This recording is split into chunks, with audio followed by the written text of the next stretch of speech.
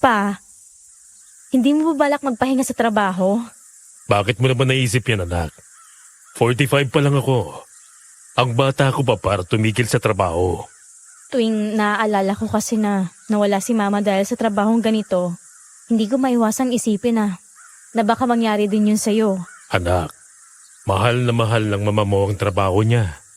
Dito nga kami nagkakilala, hindi ba?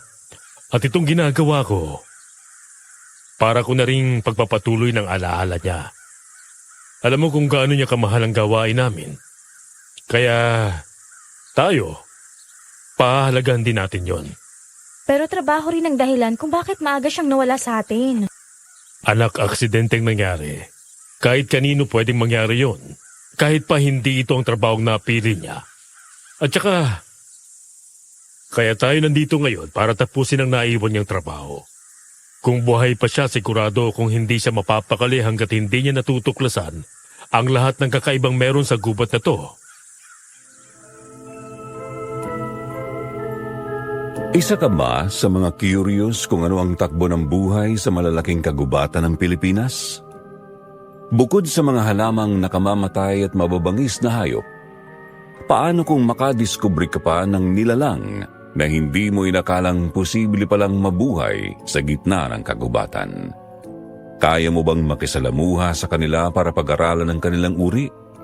I-comment ang sagot mo para mabasa ko dahil ang mga susunod mong maririnig ay hindi lamang para sa awareness kundi para patunayan na ang kagubatan ng Pilipinas ay puno ng mga kakaibang nilalang. Magandang araw, Sir Jupiter. Ako po si Althea, hindi ko tunay na pangalan. At maging ang lahat ng tauhang mababanggit dito ay pinalitan ko na para sa privacy ng lahat. Isa po akong biology student. Nag-aaral tungkol sa mga organismong bihira ng pagtuunan ng pansin ngayon. Hindi ko alam kung bakit ito ang kursong napili ko. Siguro dahil masyado akong naaakit sa mga bagay na hindi madaling ipaliwanag. Pero mula nang magsimula ang semester na ito, mas lalo pang lumalim ang fascination ko sa kursong nakuha ko. Nagsimula ang lahat nung ipinadala kami ng aming professor sa isang lumang greenhouse sa likod ng campus. Puno yun ng iba't ibang uri ng halaman, mga halamang hindi ko man lang nabasa o nakita sa kahit anong reference. Kasama ko noon ang paborito kong professor na itatawag ko na lang sa pangalang Judy. Siya ang nagkwento kung saan niya natagpuan ang mga halamang yon. At ang katotohanan yon ang unang gumulat sa akin. Si Professor Judy ay anak ng isang zoologist. Pareho ang kanyang mga magulang na nasa larangang ito. Kaya para bang nananalaytay sa dugo niyang pagiging isang tunay na researcher. Hindi ko na po babanggitin ang mga kagubatang minsan na nilang nilusong at pinag-aralan. Para na rin po sa privacy ng ilang detalyeng kailangan kong banggitin dito. Sa madaling salita, ito ang mundong kinalakhan niya at handa siyang harapin ang kahit anong mabangis na hayop o makamandag na halaman basta't may matututunan. Pero hindi dyan nagtatapos ang lahat. Dahil 30 taon na ang nakalilipas mula nang maranasan ni Professor Judy at ng kanyang amang si Mr. Lucian ang isang nakakakilabot na pangyayaring naganap mismo sa pusod ng kagubatan ng Pilipinas. Isang karanasan na siyang ikikwento ko ngayon sa inyo.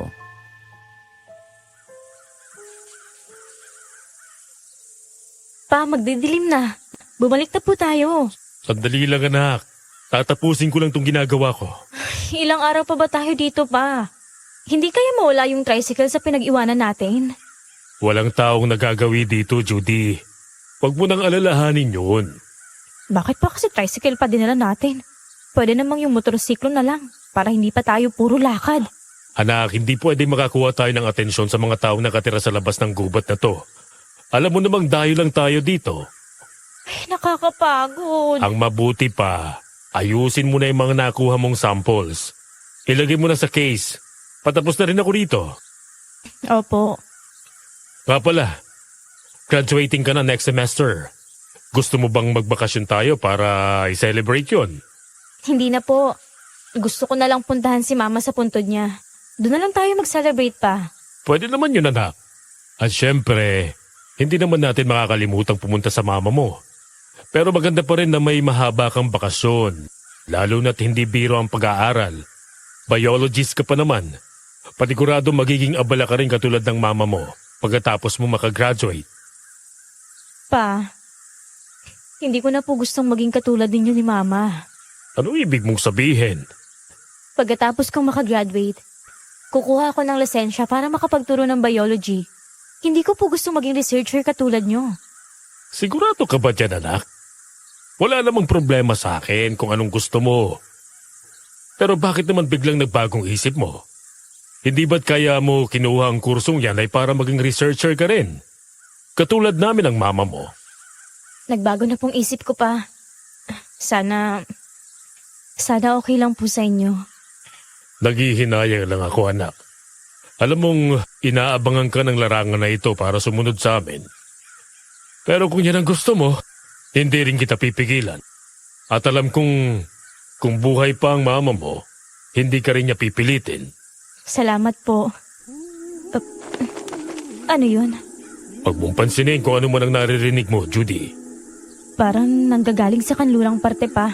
Tapusin mo na lang ang ginagawa mo dahil patapos na rin ako rito. Oh, ayan. Tapos na, Judy. Judy! Nasaan ka? Judy! Judy! Ay, Diyos ko. Kung bata ka, bakit ba umaalis ka na lang bigla-bigla? Sabi ko sa'yo na huwag kang susunod sa boses na yon. Parang may nakita kasi akong tao kanina. Halika na, bumalik na tayo. Nalinti ka na. Baboy ramo yan. Anong gagawin natin pa? Takbo! Diyos ko, muntik na tayo dun ah. Mukhang natakasan naman natin pa. Loko ka talagang bata ka. Sabi ko sa'yo, huwag kang basta-bastang lalayo sa akin. Sorry po, hindi ko lang napagilan. Pag-aralan mo kung paano mapipigilan ang kuryosidad mo, okay? May tamang panahon at hakbang para dyan. Mababangis ang laman ng kagubatan. Hindi mo alam kung anong maaari mong makaharap, kaya hindi ka dapat kumikilos ng basta-basta. Kailangan lagi kang handa sa kung ano ang pwedeng mangyari. Opo. Pa! Nandito na ulit yung baboy na mo! Sinasabi ko na nga ba? Akala ko ba natakasan na natin to? Dito ka lang sa likod ko. Hawakan mo to! Noong araw na yun, kinakabahan at takot si Professor Judy nang tanggapin ang iniabot sa kanya ng kanyang tatay na kutsilyo. Pero wala din naman siyang nagawa kundi ang ihanda ang sarili para sa pag-atake ng baboy ramo. Habang nanginginig siya sa likod, nagdadasal siya na sana ay hindi yun ang huling araw nilang magama. Pero bago pa man maitaas ng buo ang kutsilyo ng kanyang tatay, muli na namang narinig ni Professor Judy ang kakaibang himig mula sa kagubatan. Para daw po itong malambing na haming, Sir Jupiter, na sadyang nakakaagaw pansin. Sa puntong yon, parang umiikot ang tunog sa paligid nila, nakikisabay sa dampi ng hangin. Nang bumalik ang paningin niya sa baboy ramo, doon lamang muling bumalik ang takot sa kanya. Nakikipambuno ang kanyang ama sa mabangis na hayop. Paulit-ulit siyang sinisigawan na tumakbo, pero hindi niya yun narinig. Para bang tuluyan ng humarang sa pandinig niya ang malambing na boses na yun. Judy, ano ba? Tumakbo ka na! Pa! Anak, ano bang nangyayari sa'yo? Pa! Umalis ka na! Pa, hindi kita marinig! Umalis ka na! Ah! Saka lamang daw natauhan si Professor Judy nang makita niya ang pagsuwag ng sungay ng baboy ramo sa binti ni Mr. Lucian. Bumagsak ito sa lupa, namimilipit sa sakit at bahagyang nabalian. Ngunit kahit ganoon nanatiling alerto, pilit nitong iniiwasan ang saksak na abot ng kamay ni Professor Judy. Nanginginig man sa takot at sakit na palunok siya at mahigpit na hinawakan ng kutsilyo sa kanyang kamay. Pinilit niyang sumugod sa hayop, sinusubukang makuha ang atensyon nito, ngunit sa huli, napilitan siyang umatras nang biglang sumugod ang baboy ramo sa kanya. Sabi ni Professor, pumikit na lamang sa noon at inihanda ang sarili sa posibleng pag-atake ng mabangis na hayop. Ngunit biglang may narinig siyang kakaibang pag-igik mula sa baboy. Nang magmulat siya ng mata, nakita niya ito sa damuhan, nakahiga, duguan at may palaso na nakatusok sa tiyan. Gulat na gulat nagkatinginan na lang sila ng kanyang tatay. Pero hindi pa rito nagtatapos. Mula sa gilid ng gubat lumabas ang isang babae.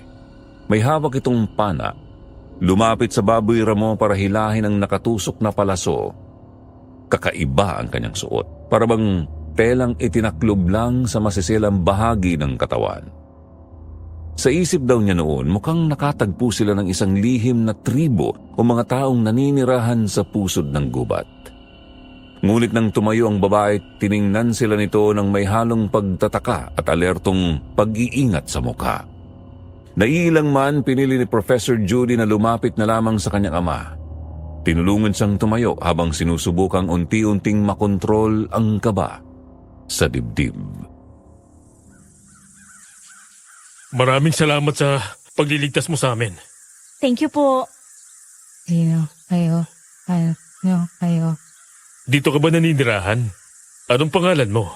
Hindi yata siya nagsasalita pa. Siguro nga. Baka ibang lingwahe niya. Sandali. Susubukan ko samahan ng senyas. Hayaan na lang po kayo natin pa. May kasama ka ba rito? May pamilya ka ba? Bakit nandito ka sa kagubatan? Sino kayo? Nagsasalita naman pala. Ako si Judy. Siya naman ang tatay ko. Bakit kakaibang pananamit ninyo? Ito ang normal na pananamit namin. Ikaw, dito ka ba nakatira? Lara anak, sino bang kausap mo dyan? Kailangan na nating bumalik sa... sino kayo? Sandali, hindi kami masama. Hindi namin kayo sasaktan. Ibaba mong hawak mong pana. Wala kaming gagawing masama sa inyo. Naliligaw lang kami ng anak ko. Totoo po yun. Hindi po kami masasamang tao. Hinabol kasi kami ng baboy ramo kanina kaya naligaw na kami ngayon. Pwede niyo bang ituro sa amin ang daan palabas ng gubat? Nakapagtataka naman. Ang buong akala ko ay iisang lawa lamang ipinatapon ng lahi natin, Lara. Pero tingnan mo, katulad natin sila. Ipinatapon? Anong ibig niyong sabihin? Saan ba kayo nakatira? Kailangan kayong makita ni Kanito. Hali kayo, sumunod kayo sa amin. Pa, sigurado ka ba dito? Huwag ka nalang maingay, anak. Sumunod na lang tayo sa kanila. Malayo na masyado ang tricycle. Mahihirapan tayo kung ngayon tayo mismo maghahanap ng daan pabalik. Walang kasiguraduhan kung ano ang susunod na mangyayari sa kanila. Sinundan ng mag-ama ang mag-ina hanggang sa makarating sila sa gilid ng isang malaking lawa. Sa tabi ng tubig may mga maliliit na kubo gawa sa dahon ng mga puno at kawayan. Sabi pa ni Professor Judy, kakaiba ang pagkakagawa ng mga ito, para bang mga pugad at ang bubong ay punong-puno ng tinahi-tahing dahon.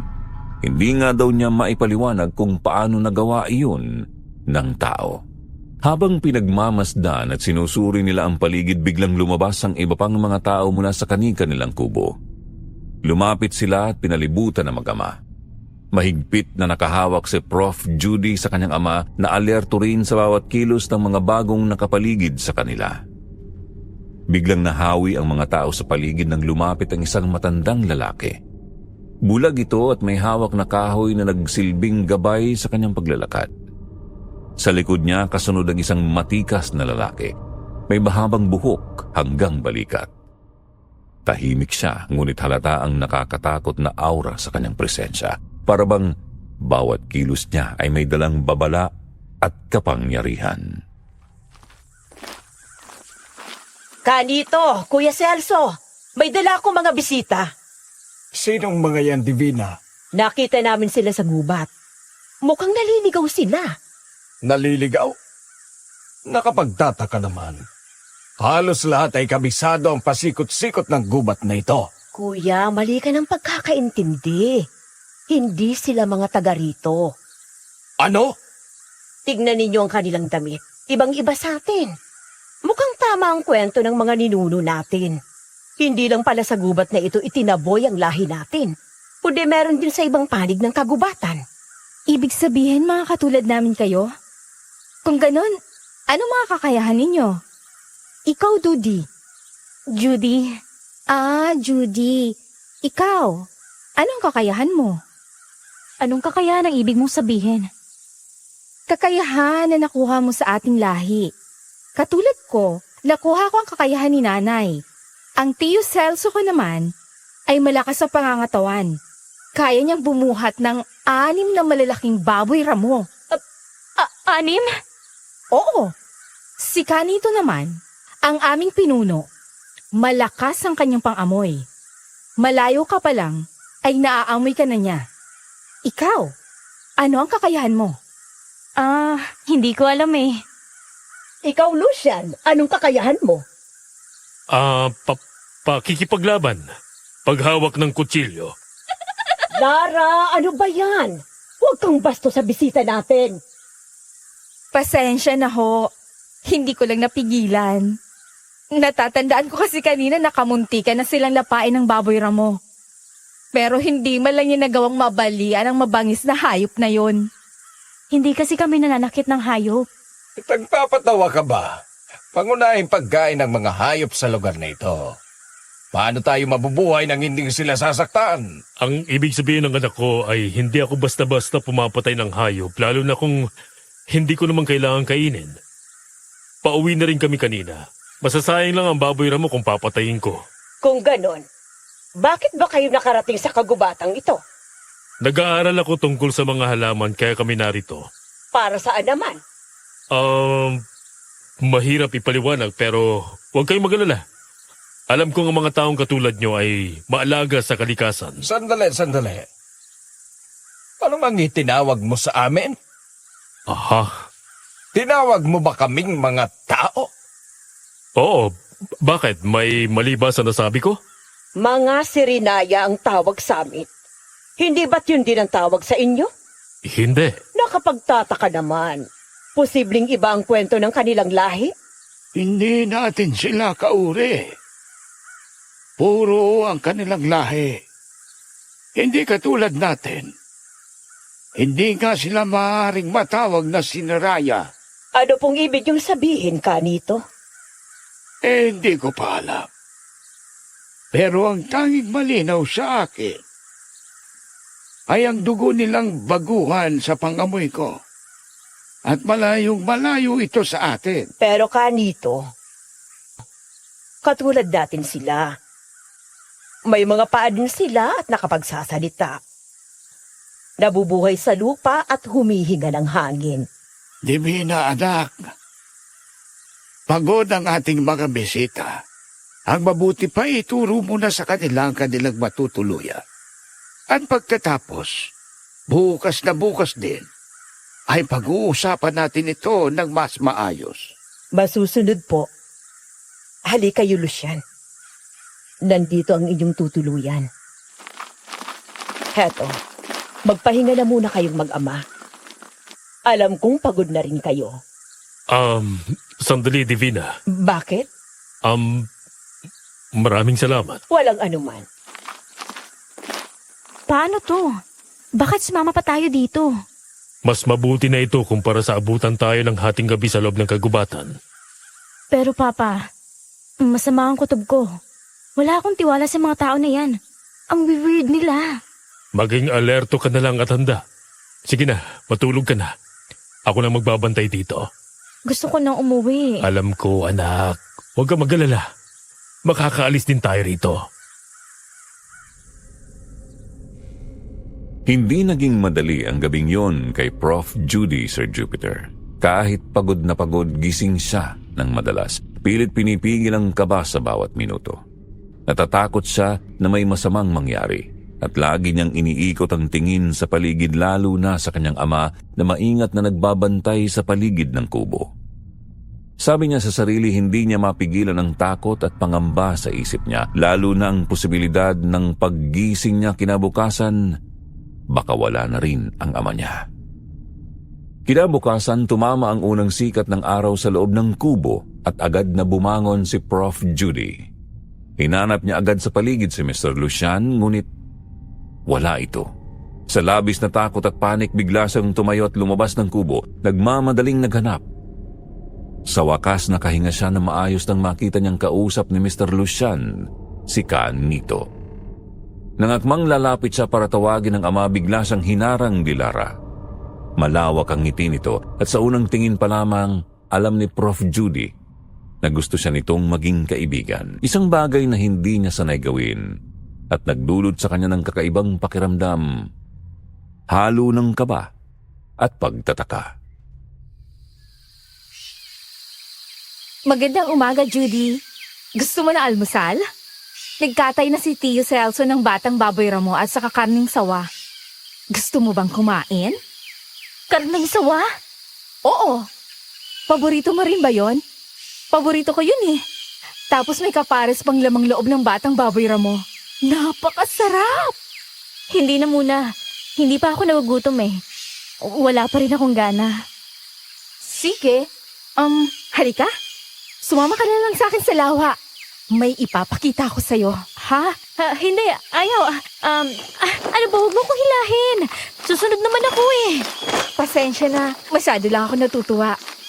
Bihira kasi ang kaedad ko sa lugar na to. Karamihan pa mga lalaki. Kaya wala akong masyadong nakakasama. Ano ba kasing ipapakita mo dito? Ipapakilala ko sa'yo yung mga kaibigan kong isda. Ha? Bilis! Halika! Dito sa tubig! Ayaw ko pang mabasa eh. Nilalamig pa ako. Paano mo makikilala ang mga kaibigan ko niyan? Saka na lang. Kung sa bagay, ang dinig ko sa usapan nila kanito at nanay kagabi, hindi mo na kayo palalabasin ng gubat namin hanggat hindi nila nasisiguro kung saan nga ba kayo galing at kung anong koneksyon nyo sa amin. Ano? Hindi kami makakaalis ngayon? Oo, malamang yon ang sinasabi nila ngayon sa tatay mo. Buisit naman talaga. Nakakatuwa ka naman, Judy. At bakit naman? Ang dami mong kakaibang sinasabi. Kagabi narinig kita. Ang tawag mo sa tatay mo ay Papa. Anong tawag yun? Parang nakakatawa pakinggan. Papa. Ang ibig sabihin nun, tatay din. Ah, ganun pala yun. E paano kung nanay? Anong tawag mo sa nanay mo? Mama. Mama? Ang ganda pakinggan kumpara sa Papa. Babalik na muna ako. Teka sandali, Judy. Mamaya ka na bumalik. Wala ka rin namang gagawin dun eh. Halika, magkwentuhan na lang muna tayo. Ay, pasensya ka na. Hindi ako mahilig makipagkwentuhan eh. Ako ang bahala sa'yo. Halika na, maupo tayo dito sa may tabi ng lawa. Ay, napakakulit. Nasaan pala ang mama mo? Ako kasi, mama lang ang meron ako. Wala na akong papa. Bakit mo ba tinatanong pa yan? Wala naman. Para lang makilala kita ng gusto. Hindi na kailangan. Aalis din naman kami dito eh. Oo nga, pero gusto pa rin kitang makilala. Wala na rin ang mama ko. 1 taon na siyang wala. Pareho pala tayo. Nakakalungkot naman. Ano palang ginagawa mo pag naaalala mo siya? Ginagawa ko? Oo. Wala. Gusto ko lang mapag-isa. Pareho pala tayo eh. Kaya nga mas madalas ako sa ilalim ng lawa kumpara dito. Sa ilalim ng tubig? Oo, ikaw. Mas gusto mo ba ang pagiging tao? Yun ba ang tawag sa inyo? Gustuhin ko man o hindi, wala naman ako pagpipilian. Tao lang naman ako lagi. Ibig sabihin, hindi mo kaya ito? What the? Ano nangyari sa'yo? Bakit biglang nawala yung mga paa mo? Sirena ka ba? Nakakatawa ka naman. Gulat na gulat ka ng gusto. Ngayon ka lang ba nakakita ng katulad ko? Hindi ba obvious? Obvious? Ay, gusto ko na talagang umuwi. Nananaginip pa yata ako. Hindi ka na nanaginip, Judy. Ganito talaga ang lahi namin. Ang sabi ni nanay sa akin, isa daw kami mga sirena. Pero isa sa mga ninuno namin na nakagawa ng kasalanan. Nakipagkasundo sa nila lang na hindi namin alam kung ano. Kaya heto, pinatapon kami sa lawang ito. Imbis na sa karagatan kami manirahan. At hindi lang yun. Nabubuhay kami sa 2 uri. Sirena at sa palagay ko, katulad ninyo, tao. Yan ang dahilan kung bakit isa kami mga sirenaya. Nabubuhay sa tubig at lupa. Pero anong lahi ang pinagmumula ng mga kakayahan nyo? Ang ibig mo bang sabihin na yung mga kakayahan namin maging malakas, mailap at matalas ang paningin? Ganun na nga. Hindi rin namin alam, Judy. Ang totoo niyan, simple lamang mga sirena. Tagabantay lang dapat ng karagatan. Walang kahit anong abilidad na katulad ng sa amin. Kaya siguro nakuha namin ito sa inyong lahi. Pero wala naman kaming mga kakayahang katulad ng sa inyo. Oo nga pala, no? Lara, halika na. Oras na nagpag-iensayo. Naku, maiwan na kita. Mag-iinsayo muna kaming tiyo. Mula sa pagiging buntot si Rena, bumalik sa normal ang anyo ni Lara, Sir Jupiter. At agad siyang nagpaalam bago tumakbo papunta kay Celso. Naiwan si Prof. Judy nakatayo sa tabi ng lawa. Hindi pa rin makapaniwala sa nangyari. Magkahalong gulat at paghanga ang bumabalot sa kanya. At halos hindi niya matanggap na totoo ang lahat ng nakita niya sa mga oras na yun. Biglang lumapit ang ama sa kanya. Kahit hindi ito nagsalita, ramdam ni Prof. Judy na alam na rin ni Mr. Lucian ang tungkol sa mga Sirinaya. Sa pagkakataong yon, bagyang naisip niya kung ano ang maaaring maging susunod nilang hakbang o pagtatalo sa tamang paraan. Tungkol sa mga sirenang kanilang nakatagpo. Hindi nagkamali si Prof. Judy. Pagbalik nila sa kanilang kubo, pinaalalahanan agad siya ng ama na makisama ng maayos at huwag ipaalam sa mga Sirinaya ang kanyang balak na pag-aralan ang kanilang lahi. Isa itong bagay na labis na mahirap tanggapin para sa 20 anyos na si Prof. Judy. Ngunit alam niyang kailangan niyang sundin yon kahit may parte sa kanya na tumututol. Mas malaki pa rin ang kanyang kuryosidad na nagtutulak sa kanya na ipagpatuloy ang kanyang pananaliksik. Pa naman, bakit ka pumayag na manatili muna tayo dito? Hindi natin pwedeng sirain ang utos nila, Judy. Paano kung tumakas na lang tayo? Huwag na lang tayo magpahalata. Sa gabi tayo umalis. Pa, hindi ko na kaya magstay dito ng ilang araw. At makinig ka sa akin. Hindi sila mga normal na tao lang. Hindi ito basta tribo. Mga sirena sila. At napadpad tayo dito ngayon para magkaroon tayo ng pagkakataong pag-aralan ng kanilang lahi. Pero pa, delikado po. Hindi rin natin alam kung hindi ba talaga sila nananakit. At saka, ang kwento sa akin ni Lara, ipinatapon daw sa lawang ito ang kanilang lahi dahil nakagawa ng malaking kasalanan ng kanilang ninuno.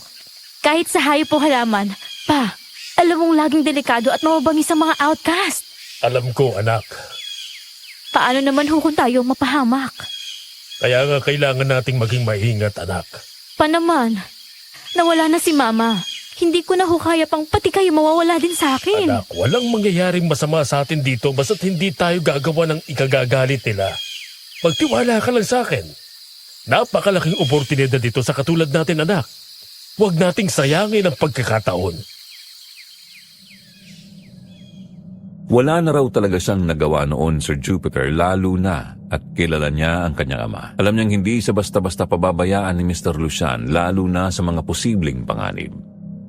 Naiintindihan din niya ang punto nito. Para sa mga researcher na tulad ni Mr. Lucian, isang napakalaking oportunidad ang makilala at makasalamuha ang kakaibang species o nilalang na ni minsan hindi pa nadidiscover ng iba.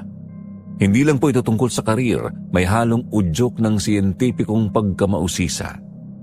Pati na rin ang pag-asang makatulong sa kaalaman ng nakararami. Pero iba pa rin ang anak ka. Kahit alam mong matatag ang magulang mo, may sumisiksik pa ring takot sa dibdib na baka yun na ang huling beses mong makita siya. Kaya lalo pang bumigat ang damdamin ni Prof. Judy sa sitwasyong yun dahil minsan na siyang nawalan ng magulang. At alam niyang ang sakit noon ay hindi basta-basta naghihilom. Kaya nang makumpirma na ang desisyon ng kanyang ama, kinailangan niyang kausapin ang sarili. Pigilin ang panginginig ng katawan, kontrolin ang kaba sa dibdib at gawin ang lahat ng kaya niya para makatulong sa sitwasyong pinasok nilang mag-ama kahit pa alam niyang walang katiyakan ang mangyayari. Lucian, Tuloy ka, Divina. salamat. Dinalahan ko lang kayo ng makakain. Alam kong gutom na kayo. At eto rin, nagdala ako ng halamang gamot. Mabisang lunas ito para sa namamagamong binti. Maraming salamat, Divina. Heto, Judy. Ipinili kita ng lamang loob ng batang baboy ramo. Paborito yan ng anak kong si Lara, kaya baka magustuhan mo rin. Pasensya na po. Pero hindi po kasi ako kumakain ng sariwang karne. Hindi ka kumakain ng sariwa? Bakit? May iba pa bang paraan para kainin yan? Huwag ka na mag-alala sa anak ko, Divina. Ako nang bahala sa kanya. Sigurado ka ba? Baka naman may maitutulong ako. Pwede niyong ituro sa akin kung anong paraan ng pagkain ng karne ang ginagawa ninyo.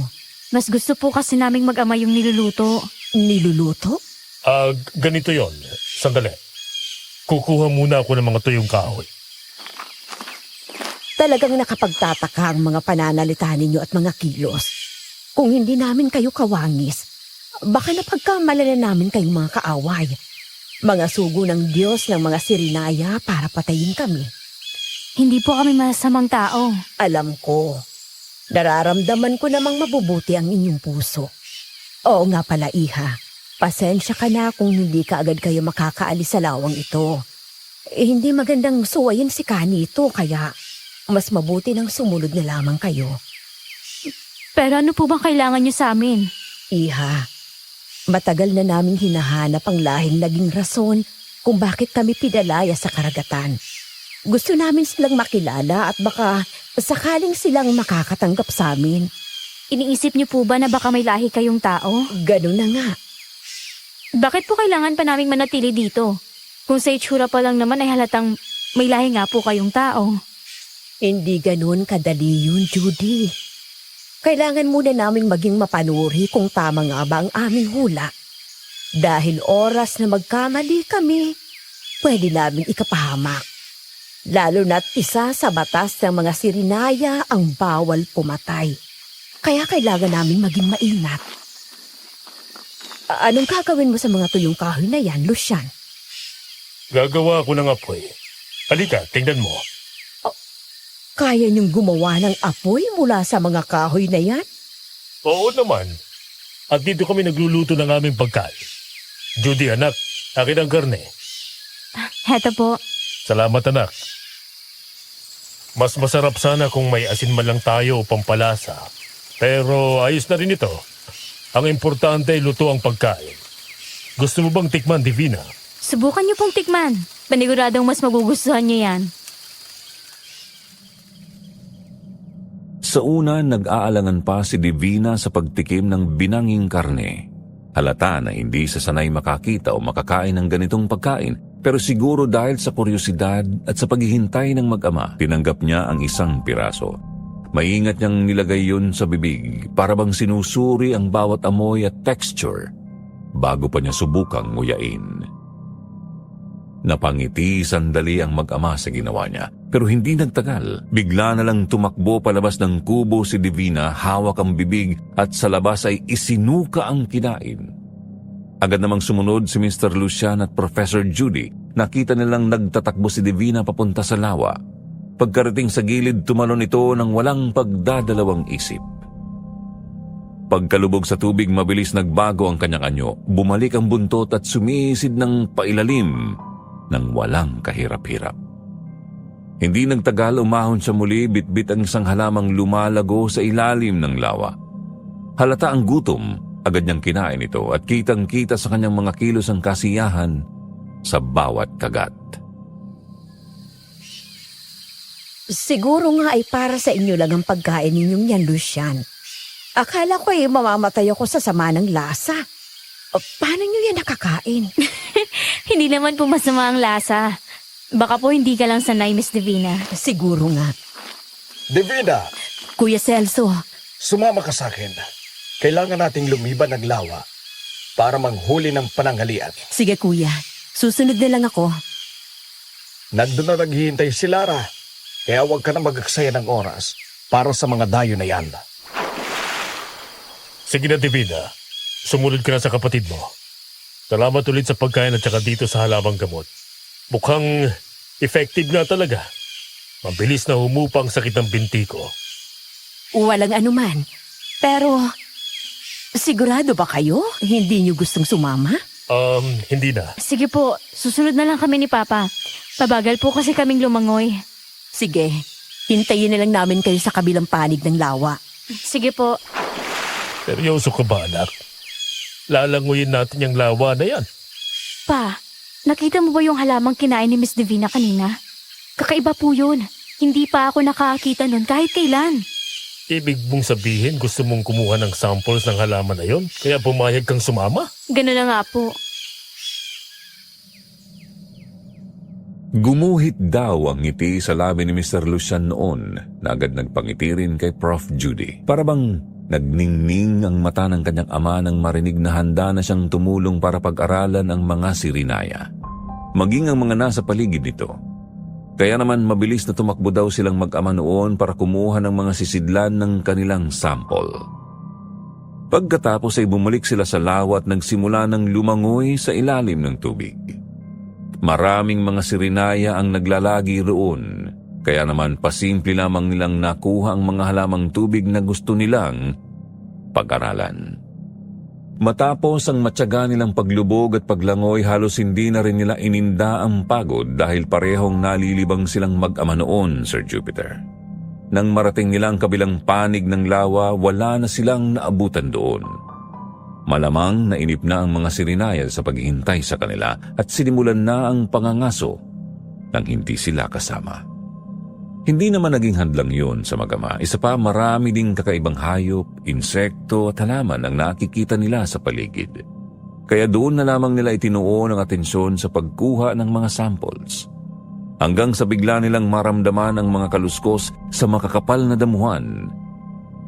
Naging alerto ang mag-ama. Si Mr. Lucian noon ay agad inilabas ang kanyang kutsilyo na laging nakasuksok sa tagiliran ng kanyang pantalon. Matapos ipwesto si Prof. Judy sa kanyang likuran at maibigay sa kanya ang kutsilyong pinadadala ng ama, biglang sumugod ang isang malaking hayop. Sa laki noon para bang lobong walang balahibo, payat ngunit mabangis at handa silang lapaing mag-ama. Paanong hayop yan? Hindi pa ako nakakita ng ganitong hayop. Mukhang hindi lang mga sirinayang kakaiba sa lugar na ito, anak. Marami pa tayong hindi nadidiscover sa gubat na ito. Anong gagawin natin? Pinalilibutan niya tayo pa. Huwag ka munang kikilos ng mali. Umanda ka lang. Baka magulat natin siya at lalong sumugod sa atin. Ano kaya kung sumigaw tayo? Baka marinig tayo ng mga sirinaya. Anak! Hindi daw alam ni Prof. Judy noon kung ano ang nangyari, basta ang hayop na umiikot sa kanila sa mga oras na yon ay bigla na lang daw mabilis na umarangkada at dumapa sa kanya. Takot man, nagawa niyang maiharang ang kutsilyo na hawak niya para pigilan ang mahahabang ngipin nito na lapain siya. Ngunit alam niyang hindi rin niya kayang manatili sa ganoong posisyon ng matagal noon. Nanginginig ang katawan niya sa matinding takot, tumutulo rin daw sa katawan niya ang laway ng hayop at napapasigaw siya sa hapding pakiramdam na parabang nasusunog ang kanyang balat. Si Mr. Lucian naman ay hindi nagaksaya ng panahon. Umurong siya saglit para kumuha ng puwersa, pagkatapos ay tumakbo ng mabilis para bundulin ng hayop at mapaalis sa ibabaw ng kanyang anak.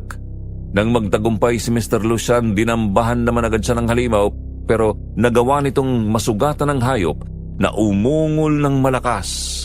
Hindi nagtagal, biglang nagtakbuhan sa paligid nila ang mga sirinaya. Agad nitong dinaluhan ang hayop na nanghihina sa sugat na ginawa ni Mr. Lucian sa kanyang tiyan. Isang mahabang hiwa ang naiwan. Bago biglang magbagong anyo ang mabangis na hayop, naging sirinaya muli ito. Bagay na ikinaurong ng mag-ama sa gulat ng kanilang masaksihan. Anong nangyari? Sinasabi ko na nga ba, walang magandang maidudulot ang mag-amang yan sa mga katulad natin. Sandali! Hindi ko naman alam na isang sirinaya pala siya. At saka siya po yung unang umatake sa amin. Mga sinungaling! Bakit naman niya gagawin yun sa inyo? Hindi rin namin alam. Nandito lang kami ng anak ko nang bigla siyang dumating at umatake sa amin. Kuya, ang mabuti pa dalhin na lang muna natin si Mang Doming kay Kanito. Huwag na natin hintayin na lumala pa ito. Pasalamat ka, Lucian. At nakuha mo na ang loob ng kapatid ko. Dahil kung hindi, at walang pumapanig sa iyong sirinaya, Dito mismo sa puntong ito, pinugutan na kita ng ulo! Daling si Doming! Kailangan siyang magamot ngayon din.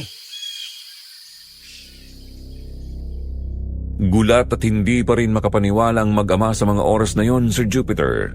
Pero hinayaan na lang nila na buhatin ng kanilang mga kasama si Celso, ang walang malay na si Rinaya. Pagkatapos inilangoy ng mga ito ang lalaki papunta sa kabilang dako ng lawa. Sabi ni Prof. Judy, kinakabahan daw siya noon sa posibleng mangyari sa kanilang mag-ama kung hindi sila paniwalaan ng si Rinaya. Pero kasabay nito naroon din ang pagtataka niya sa nakita, ang biglang pagpapalit anyong nagawa ng lalaki. Para bang naguluhan siya. Hindi niya maintindihan kung ano nga ba talaga ang mga kasama niya noon sa lawa. Isa lang ba talagang mga sirenang sinumpa o baka may mas malalim pang dahilan kung bakit nagagawa nila iyon?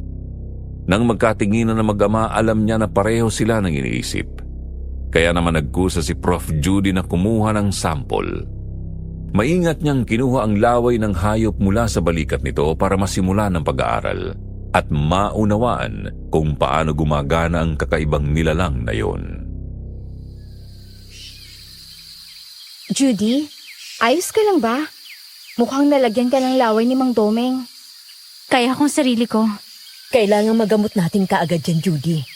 Halika, tutulungan ka ni Lara na makatawid ng lawa ng mas mabilis para doon na natin sa kubo ninyo yan magamot. Sandali, Divina. Ano bang nangyari? Bakit biglang naging hayop si Mang Domeng? Pasensya na, Lucian, pero hindi ko rin alam ang sagot sa tanong mo. Kahit kami, hindi namin alam kung bakit tuwing kabilugan ng buwan ay nagbabagong anyo kami at para bang nagiging mabangis na hayop o halimaw. Pero hindi naman gabi ngayon. Walang kabilugan ng buwan. Alam ko. At itong kauna-unahang nangyari ito. Bumalik na sila sa kabilang panig ng lawa noon, Sir Jupiter. Pero habang hawak sa ni Lara sa paglangoy, unti-unti namang nanghihina at nawawalan ng malay si Prof. Judy sa mga oras na yun. Mabuti na lamang at napansin din agad ni Mr. Lucian. Saglit na huminto ang apat. Humiwalay si Mr. Lucian sa pagkakakapit niya sa likod ni Divina at lumapit sa anak. Sabi ni Prof, konti na lang daw ay tatakasan na siya ng ulirat kung hindi agad siya naiahon ng kanyang ama sa ibabaw ng tubig para saglit na huminga. Ngunit hindi na niya napigil pa ang sakit na nanunuot sa kanyang balat. Malapit na sana sila sa pampang noon ngunit hindi na kaya ni Prof. Juding pigilan ang kanyang pagdaing. Malakas siyang umiyak at si Mr. Lucian naman ay hindi malaman kung paano tutulungan ang anak. Nang tingnan niya ang laway na naiwan sa kanang braso nito, nakita nila nakakain na noon ang tela ng damit ni Prof. Judy. Dumidikit na sa kanyang balat na lalo pang nagpapasakit sa kanya. Kaya naman matapos pagpahingahin ni Mr. Lucian ng anak ng paulit-ulit, bigla niyang hiniklat ang damit ni Prof. Pero dahil dito kumalat ang dugo sa katawan ni Prof. Lumaganap sa tubig at agad na nakarating sa pang-amoy ni Divina at Lara. Sa gitna ng tubig at kailaliman ng lawa, nawala sa sarili si Lara. Biglang lumabas ang matatalas ng ngipin nito. Pumiwalay ang buntot at kitang-kita na mag-ama kung paano naging isang malaking hayop at pilit na lumalangoy para habulin si Judy. Agad na pinotektahan ni Mr. Lucian ang anak. Si Divina naman ay kitang-kita ring parang nasasaktan o may pinipigilan sa sariling katawan bago hinila palayo ang anak at umiiling sa kanyang mag-ama. Dahil sa nangyari, walang nagawa si Mr. Lucian kundi lumangoy sa lawa para makaahon sila sa tubig. Nang makarating sila sa kubo, agad na ibinaba ni Mr. Lucian ang harang. Inihiga si Professor Judy sa higaan at nagmamadaling hinalungkat ni Mr. Lucian ang dala nilang bag para kumuha ng syringe at ang dala nilang anti-venom. Pagkatapos itinurok niya iyon kay Prof. Judy, ngunit lumipas ang oras, hindi pa rin nawawala ang masamang pakiramdam sa katawan ni Prof. Para bang lalo pa siyang nanghihina. Habang nakahiga, kitang-kita niya kung paano pabalik-balik at hindi maintindihan ni Mr. Lucian ang gagawin. Panay din ang halungkat nito sa mga gamit nila para sa iba pang paraan, ngunit hindi maitatanggi sa kilos na natataranta na rin. Kaya naman sinikap niyang habulin ang naninikip na hininga para makapagsalita. Pa, Anak, huwag ka muna magsalita o kumilos.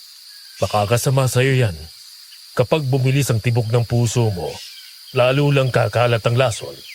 Pero pa, hindi po tumatalab ang anti-venom. Sigurado ka po ba na lason to? Hindi. Hindi ko alam, anak. Okay lang po ako, Papa. Kaya ko pa po. Kaya nating pag-aralan to. Kasalanan ko to. Hindi na sana kita isinama sa research na ito. Pa, huwag mong isipin yan. Alam kong hindi niyo po ako pababayaan. Kailangan niyo lang pong mag-focus, Papa. At ngayon po ang oras na yun. Tama ka. Tama ka, anak. Hindi ko na nagawang iligtas na ng mama mo. Hindi ko hayaang mangyari din to sa'yo ngayon. Alam ko pa. May tiwala po ako sa inyo.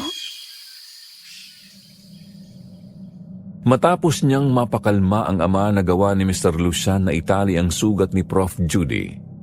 Hindi yun masyadong mahigpit, sapat lang para pabagalin ang pagkalat ng lason. Nang masigurong hindi gumagalaw ang braso ni Prof, saka naman naghalungkat sa bag si Mr. Lucian. Isa-isa nang lumabas ang mga dala niyang test tube, maliliit na bote ng alkohol, pH strips at ilang simpleng reagents na pang fieldworks.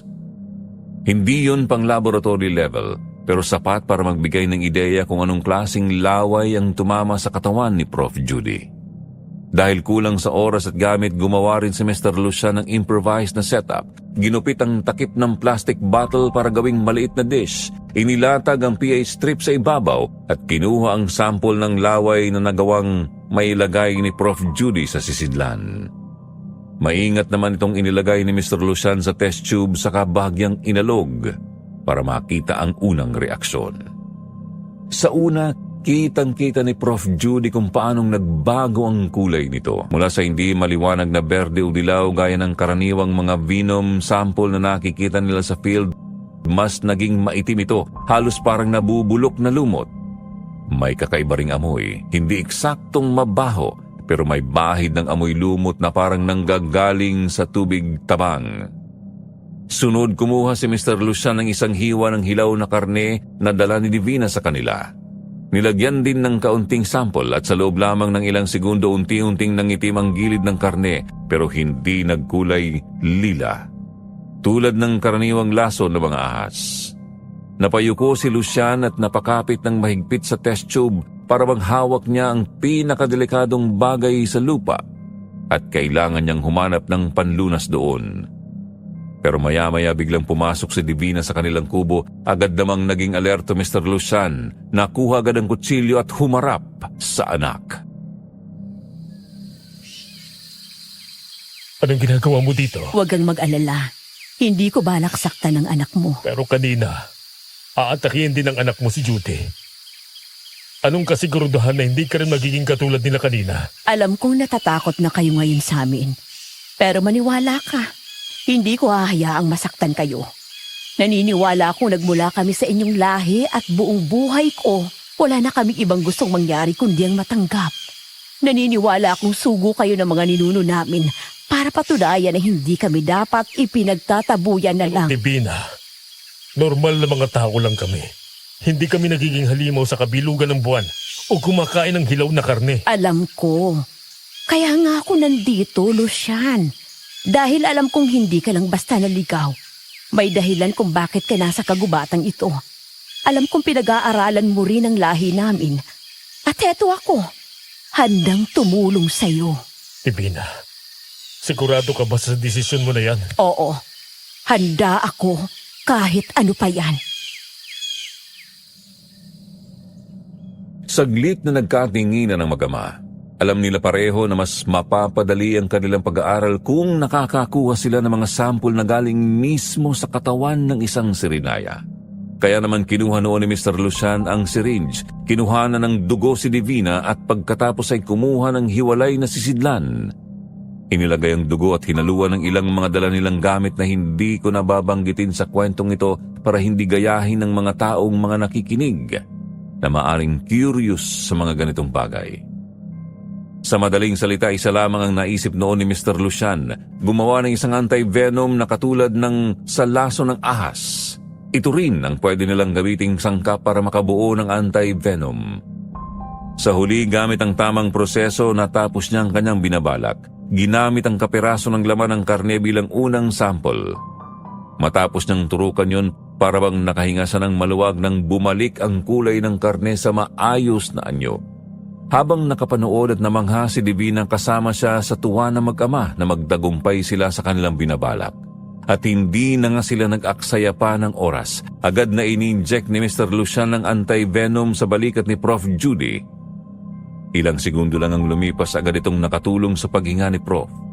Nawalan din ng pamumula o pangingitim ang kanyang sugat. Salamat sa Diyos. Salamat po, Miss Divina. Maraming salamat po. Walang anuman. Masaya ako na makatulong sa inyo. Ang mabuti pa, anak, magpahinga ka na muna. Mamaya pag tamang oras na, tutulungan kita ulit para tuluyan kang gumaling. Salamat po pa. Magpalakas ka, Iha. Kamusta po si Lara? Nasa lawa siya. Malamang ay hindi niya matanggap ang nangyari. Ako nang humihingi ng pasensya sa nagawa ng anak ko sa iyo, Judy. Salamat po. Hayaan niyo po.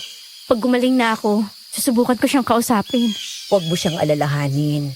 Pagpagaling ka lang, mas mabuti na lumayo na rin muna kayong mag-ama sa mga sirinaya. Kapag may kailangan kayo, magsabi lang kayo sa akin. Hindi maganda ngayon ang kalagayan ng aming lahi. Hayaan mo, Divina. Susubukan kong pag-aralan ang inyong dugo. Salamat. Alam kong sawa na rin ang lahat sa mga nangyayari sa aming mga sirinaya.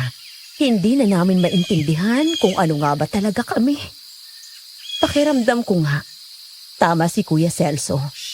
Hindi nga kami mga tao. Baka nga kailangan na lang naming tanggapin na kakaiba kami at hindi kami nabibilang sa kahit anong nilalang sa mundo. Ano ka ba, Divina? Ngayon lang ako nakakita ng mga sirinaya. Hindi imposible na bagong mga nilalang kayo, na kayo mismo magsisimula ng inyong lahi dito. Posible ba yun?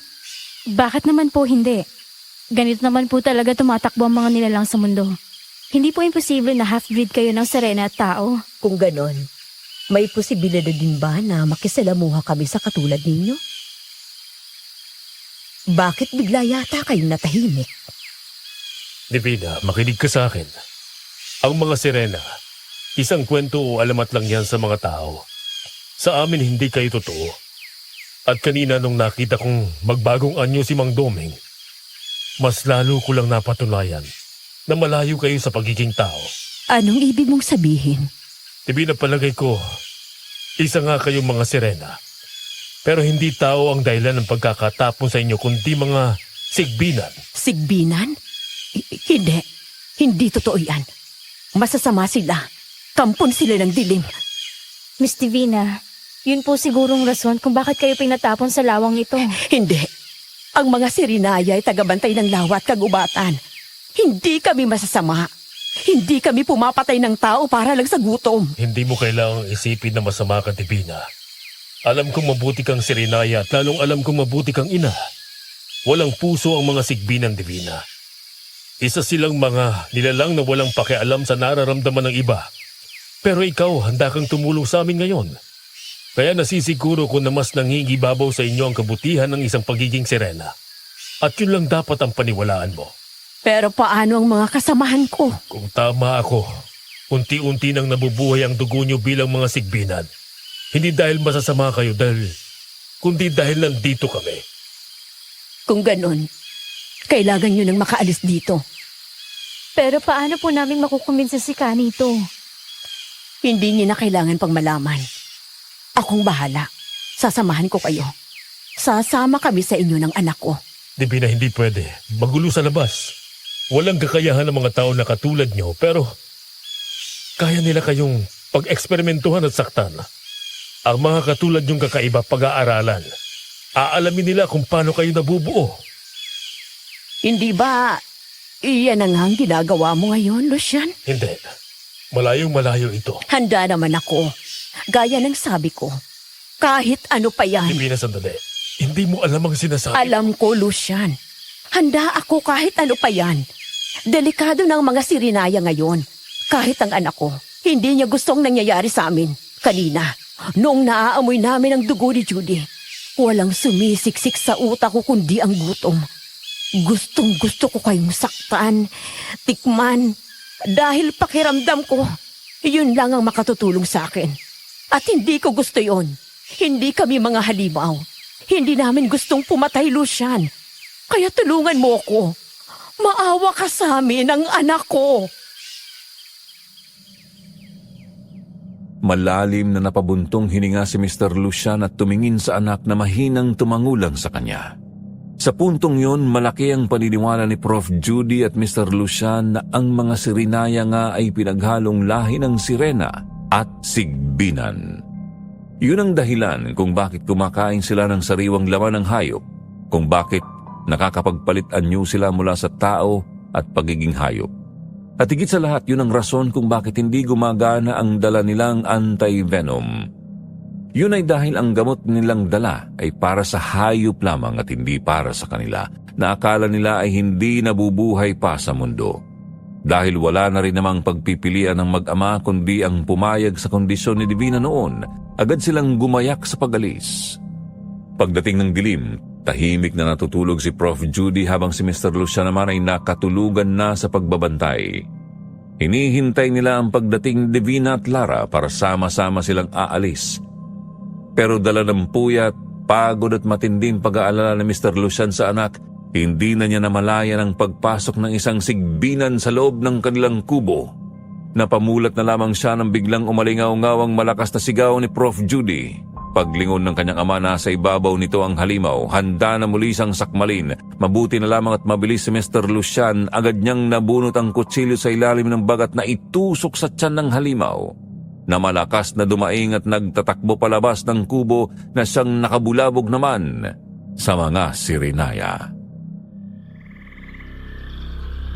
Anong nangyayari? Isa kang demonyo, Lucian! Pumatay ka ng Sirenaya!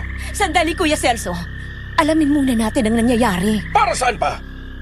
Mula nang dumating ang mga gamangyan sa lawa, walang nangyari kundi gulo. Wala rin naman tayong makitang pagkakapareho natin sa kanila, Divina. Pero sila lang ang paraan natin para malaman natin ang ating lahi. Ano bang silbi pang malaman ang lahing dahilan kung bakit itinaboy tayo ng mundo sa lawang ito? Wala! Tingnan mong nangyayari ngayon, Divina.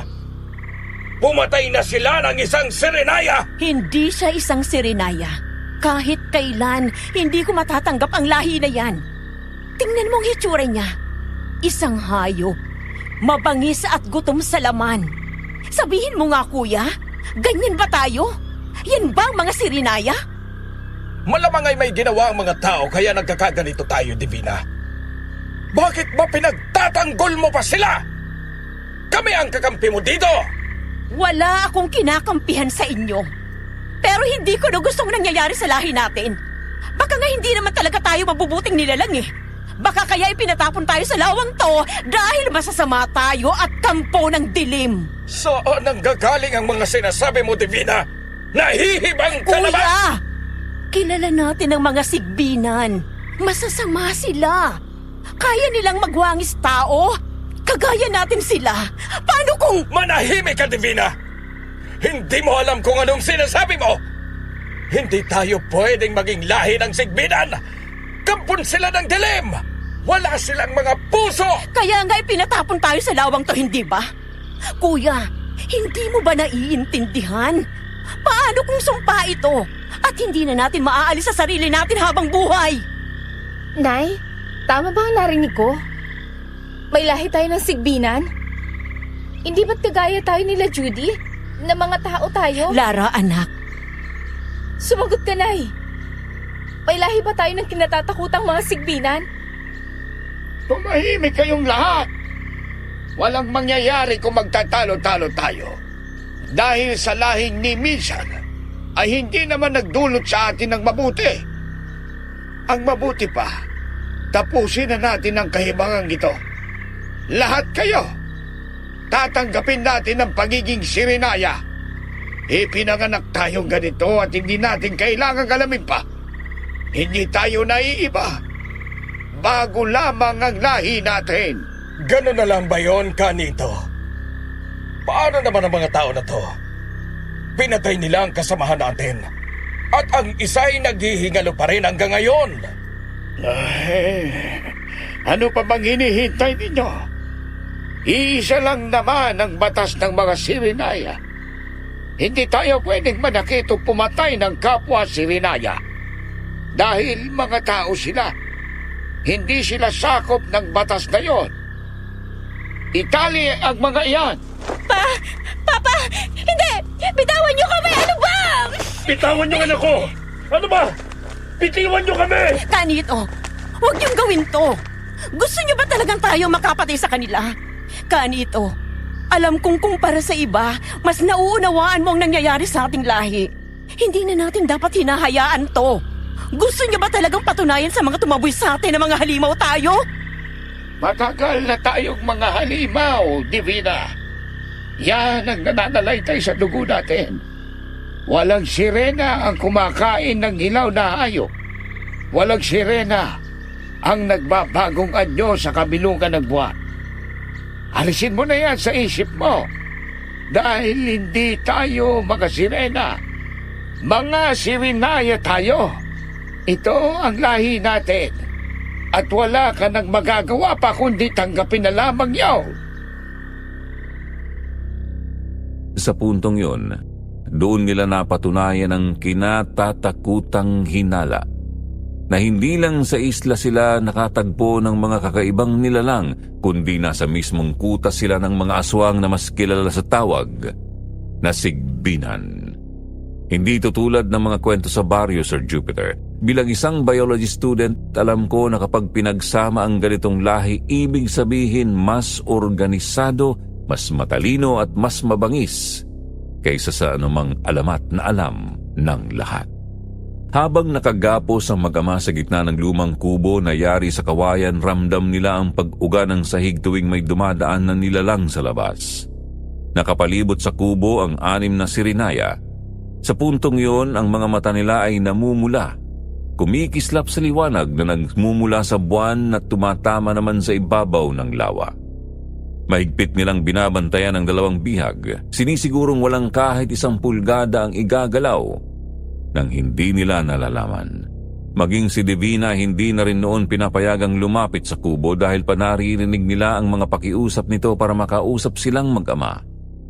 Nananatiling nakaharang ang mga sirinaya, kaya naman habang nakasandal sina Prof. Judy at Mr. Lucian noon sa isang poste, halos pabulong na nagsalita si Prof. Judy para gamitin ang katahimikan na yon at magtanong sa ama. Pa? Ano bang nangyari nun kay Mama? Alam kong hindi mo gusto na pinag-uusapan to. Pero karapatan ko naman sigurong malaman ang totoo. Kasalanan kong lahat, anak. Ano pong ibig niyo sabihin? Nung nakilala kong mama mo, bagong researcher pa lang siya noon. At ako bilang kanyang senior, kilala niya akong agresibo sa trabaho. Gusto ko lagi akong nauna sa mga expedition. Ang mama mo naman, maingat siya. Tahimik lang lagi pero pag nagsalita, wala nang ibang makakasunod dahil likas siyang matalino. Kaya nung ikinasal kami at ipinanganak kanya, alam kong magiging masaya ako sa pamilya natin. Araw-araw sinusubukan kong maging mabuting asawa at ama. Pero isang gabi lang akong nagpahinga. Isang gabi lang akong nawala sa kontrol. Binawi agad sa akin ng Diyos ang mama mo. Ano pong nangyari? Nung gabing yon, may na-track kaming kakaibang hayop sa gubat. May lumang report na itim ang dugo nito na posibleng may bagong uri ng toxic. Toxin? Pa, bakit kayo pumunta kung delikado? Dahil pinilit ko. Kahit may sakit ako noon. Pagdating namin sa site, ako dapat ang bababa sa bangin para tingnan ang lungga. Pero sinabi ng mama mo na siya na raw dahil masama ang pakiramdam ko. Kaya mo siya pinayagan? Oo. At yun ang pinakamalaking pagkakamali ko. Nakatuon lang ang ulo ko sa trabaho, sa pagiging researcher.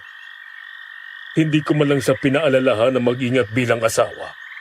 Pa, Habang nasa ibaba siya, biglang gumalaw ang hayop. Nakarinig lang ako ng sigaw niya. Sinubukan namin siyang hatakin paakyat, Bakit hindi ka bumaba? Bakit hindi mo siya sinundan? Sinubukan ko. Pero pinigilan ako ng mga kasama namin. Hawak-hawak nila ako. Kahit umiiyak na ako noon. Kahit naririnig ko siyang nagmamakaawa na wag akong bumaba. Pa, hindi mo kasalanan yun. Pakiramdam ko noon, napakawalang kwenta kong asawa. Akong nagdala sa kanya sa kamatayan. At kasalanan ko kung bakit maaga kang naulila sa mama mo. Pero hindi mo po kasalanan yun, Papa. Alam kong hindi ka rin sinisisi ni Mama sa nangyari sa kanya. Pero anak, hindi lang naman yun ang masakit. Ang pinakamahirap tanggapin ay ang katotohanan kahit zoologist ako. Kahit researcher ako sa mga lason. Hindi ko siya nailigtas. Hindi ko siya naprotektahan. Hindi ko man lang nalaman kung anong nilalang ang pumatay sa kanya. Kaya po ba, hindi mo pa rin gustong bitawan ang trabahong to? Umaasa ka ba na mahanap mo pa rin ang dahilan kung bakit namatay si Mama? Oo, anak. Para kahit papano, pabawasan ang pagsisisi ko sa sarili. Para kahit papano may masasabi akong dahilan kung bakit nawala ang mama mo. Hindi dahil lang sa pinabayaan ko siya. Pa, naiintindihan ko po. Alam kong matagal mo nang kinikimkim yan sa puso mo. Nandito lang po ako. Magkasama nating haharapin ang lahat, Pa. Pangako po. Salamat, anak. Sandali. Parang may kumakalas ko sa likuran ng kubo, Papa. Huwag kang maingay, anak. Lara! Huwag kang maingay. Baka mahuli ako ng mga bantay. Lara, bakit nandito ka? Nasaan ang nanay mo? Sumuot lang po ako sa may bubunga ng kubo. Nasa labas si nanay. Sandali. Bakit mo kami kinakalagan? Baka may makakita sa'yo. Kailangan natin magmadali. Please, sumunod kayo sa akin. Anak, sumampa ka sa akin. Mauna ka nang umakyat. Sige po. Bilis, baka may makakita sa atin. Pa, ikaw naman po. Akin ang kamay niyo. Sige na, anak, lumibang ka na. Kaya kong sarili ko. Dito, Iha. Tumalon ka na lang. Akong bahala sa'yo. Pa, ayos ka lang po ba dyan? Mga traidor, Divina! Bilisan nyo! Nandiyan na sila! Takbo! Takbo na, bilis! Mabilis na tumakbo ang apat noon, Sir Jupiter. Agad nilang pinasok ang makapal at madilim na gubat. Dala ni Divina ang bag ni Mr. Lucian kaya mabilis nang nakuha ang gamit, lalo na ang kutsilyo. Abala naman sina Lara at Divina sa pagpana sa mga sumusunod sa kanila. Ang mga sirinaya upang mapigilan ang atake habang tumatakbo. Sa kanilang pagtakas, nakarating sila sa isang tagong kuweba at doon sila nagtago. Tahimik silang pumasok, pinipigilan ang anumang ingay na baka makahikayat sa mga sirinaya na sundan sila. Ramdam nila sa sahig at sa paligid ang yabag at paggalaw ng mga humahabol sa labas. Ilang minuto ang lumipas bago nila tuluyang naramdaman ang kaunting kapanatagan. Sigurado silang hindi sila natagpuan ng mga sirinaya. Sa labis na pagod na paupo ang mag-ama sa lupa at huminga muna saglit. Inalis ni Mr. Lucian ang kanyang bag at inihanda ang mga gamit habang umupo naman si Divina sa tabi nila. Nakabantay at handang tumulong kung kinakailangan. Lucian, handa kami ng anak ko na tulungan ka. Alam kong kaya mo makagawa ng paraan para matulungan kami. Naniniwala ako sa iyo, Lucian. Pakiusap. Sandali. Hindi madali ang gusto nyo. Kulang ako sa gamit at hindi rin ako sigurado sa ginagawa ko. Hindi namin gustong maging kakaiba.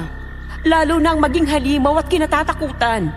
Lucian, naniniwala akong may rason kung bakit ka napadpad sa lawa. Nakikiusap ako sa iyo. Ikaw na lang ang tanging pag-asa namin. Mang Lucian, alam ko pong galit ka sa akin dahil munti ko na masaktan si Judy. Pero hindi ko po yung sinasadya. At lalo hindi ko po gusto na makasakit.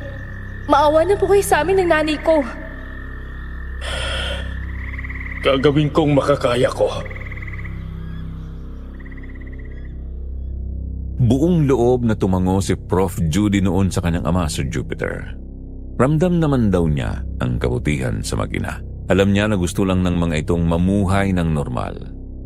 Ang sabi pa ni Prof, hindi na rin niya noon mapigilan ang makaramdam ng awa para sa mag-ina.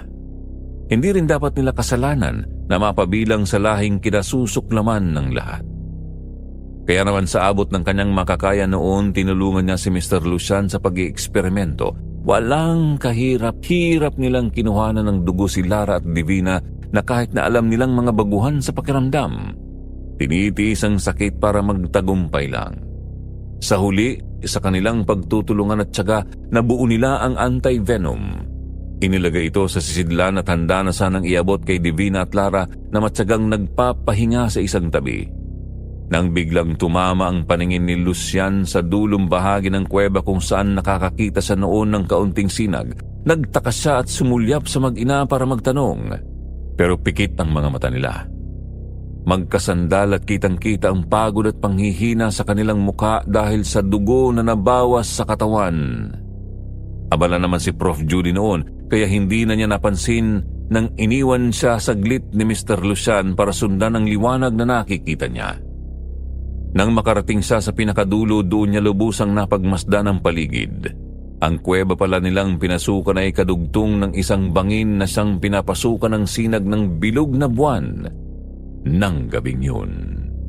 Tulala at halos hindi makahinga si Mr. Lucian habang tumayo sa tapat mismo ng sinag. Nakatitig sa lupa para bang may inaalala. Dahil napansin na ni Prof. Judy na wala sa tabi niya ang kanyang ama, agad siyang sumunod at nakuha niya ang atensyon ng tulog na mag-ina.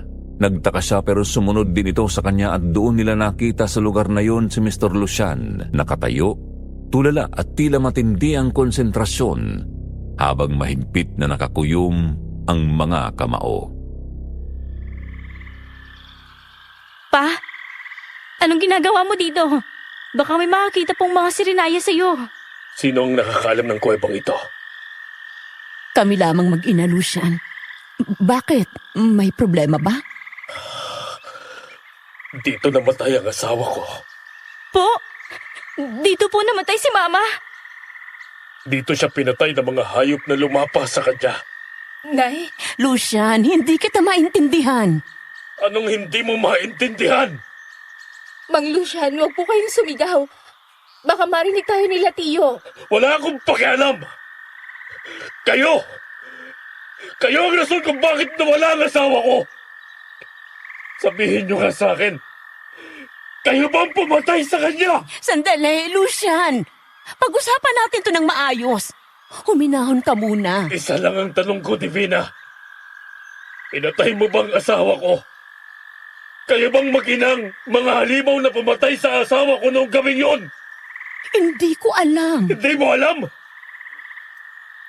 Akala ko ba hindi ka pumapatay? Akala ko ba ayaw niyong maging halimaw? Pero anong ginawa niyo sa asawa ko? Hindi ko sinasadya, Lucian.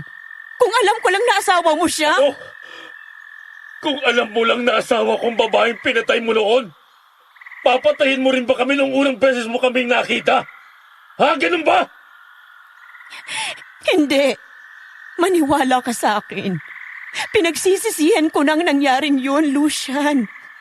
Kaya nga gano'n na lang ang kagustuhan naming mag-ina na maging normal, na mawala ang sumpang ito dahil hindi ko gustong makasakit. Nahihibang ka na ba, Divina?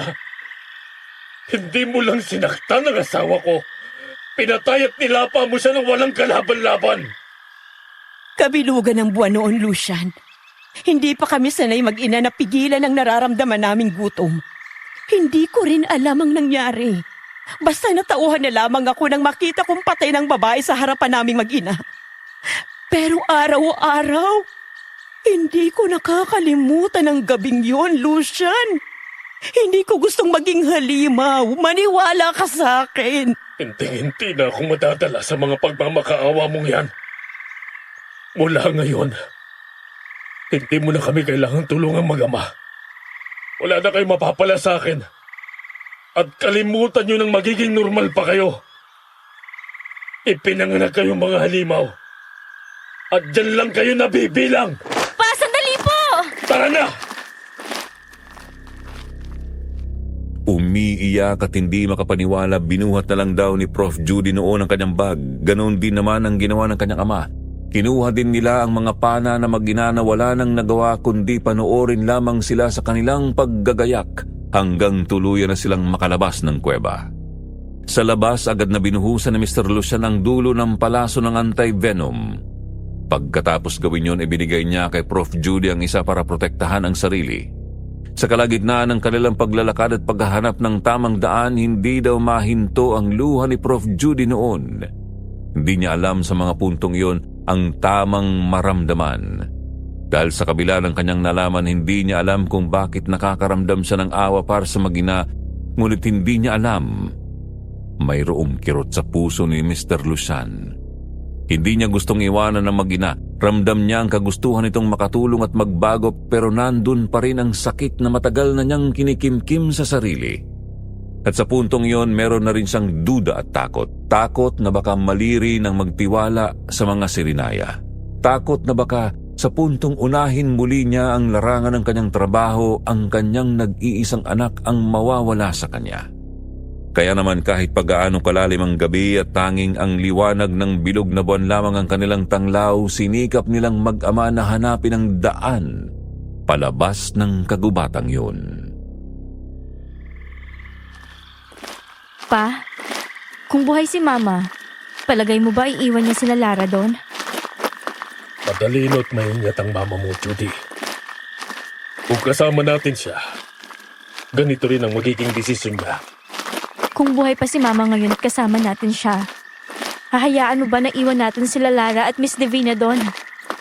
Anak, sila ang pumatay sa mama mo. Pero hindi naman po nila sinadya. Wala akong pakialam kung sinadya nila o hindi. Malinaw na dahil sa kanila. Wala nang asawa ko. Wala nang mama mo. Naintindihan mo pa yun, ha, Judy? Bakit parang pinagtatanggol mo pa sila?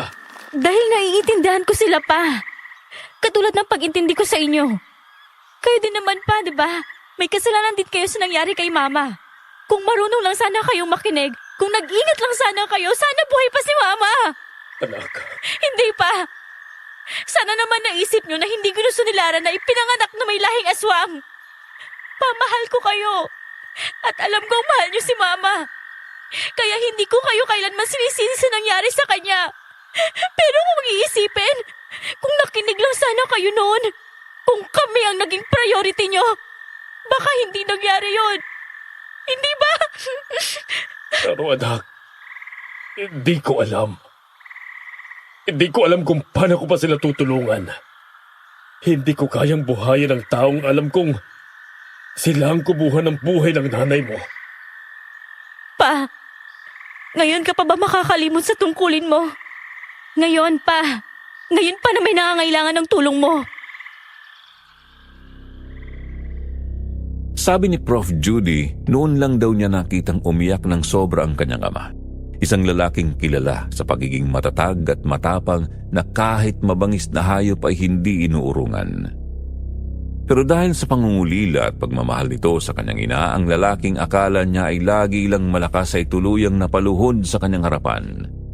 Umiiyak at parang bata na pinatahan niya sa kanyang yakap. Nang kumalma sila, nagpasya silang magpahinga muna sa ilalim ng isang malaking puno.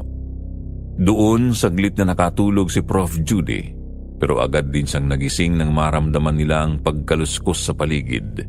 Biglang naging alerto ang mag-ama. Inihanda nila ang mga sandata habang sinusundan ang mga kilos ng nilalang na umaaligid sa kanilang dalawa. Hindi nga sila nagkamali dahil biglang lumabas ang isang sigbinan na nasa anyong baboy ramo, ngunit namumula ang mata.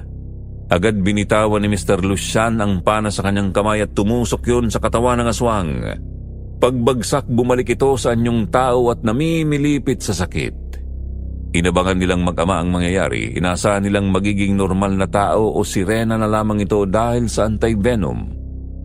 Pero sa halip, bigla na lamang itong unti-unting nasunog mula sa loob ng katawan hanggang sa tuluyang maabo. Pa, hindi. Hindi nakakagamot ng sigbinan ng nagawa nating anti-venom. Mukhang laso nito sa kanila, anak. Halika, umalis na tayo. Bago ba tayo maabutan ng mga Sirinaya? Huli ka na, Luciana! Wala ka nang pupuntahan! Lara? Anong ginagawa niyo kina Lara at Divina? Bakit sila nakatali? Ang traidor na kagaya nila ay walang lugar sa aming lahi. Pinili nilang kampihan kayo. Kaya haharapin nila ang kaparusahan dahil sa ginawa ninyo! Celso! Kapatid mo siya! Wala ka bang awa sa sarili mong dugo? Wala akong kapatid na traidor! Aray! Nay! Ano ba naman, Mang Celso? Bakit kailangan niyo pa siyang saktan? Ako na lang ang parusahan niyo, Celso! Huwag niyo lang idamay si Divina! At lalo na mga bata! Pa! Kasalanan naming matatandaan lahat ng to. Huwag niyo silang idamay! Lucian, hindi mo kami kailangang ipagtanggol. Malaking kasalanan namin sa'yo. Kung ito ang kapalit, tatanggapin namin. Tama ng drama! Akala ba ninyo madadala niyo ako sa mga salita ninyo? Dalhin ang apat na yan!